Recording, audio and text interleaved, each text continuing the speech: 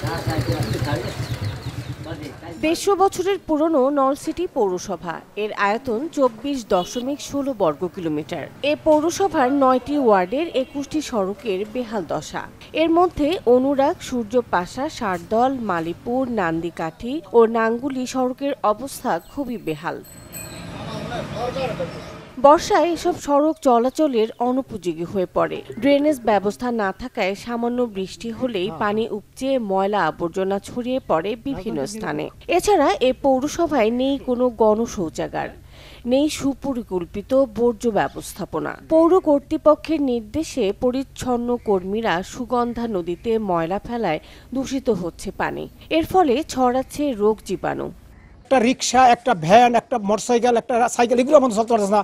রাস্তার রড পর্যন্ত উঠে হয়ে গেছে, যার মানে এত খারাপ হয়ে গেছে।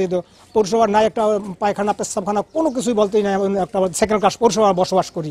সেটি পৌরসভার রাস্তাঘাট কোনোটাই ভালো না।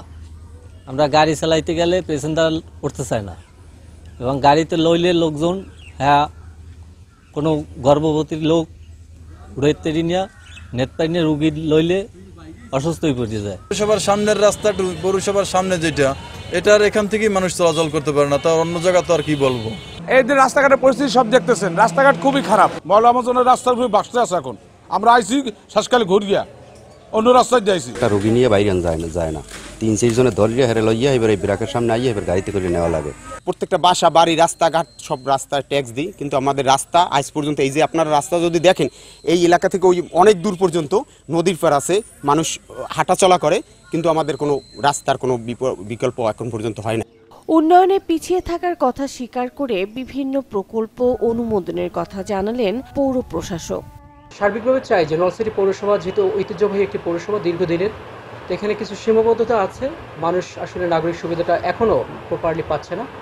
তা আমাদের দিক থেকে আমরা শতভাগ আন্তরিক, যাতে আমরা আমাদের যে নাগরিক যারা রয়েছে, পৌরবাসী যারা রয়েছেন, তাদেরকে নাগরিক সেবাটুকু তাদের দোরগোড়ায় পৌঁছে দেওয়ার জন্য আমরা চেষ্টা করে যাচ্ছি।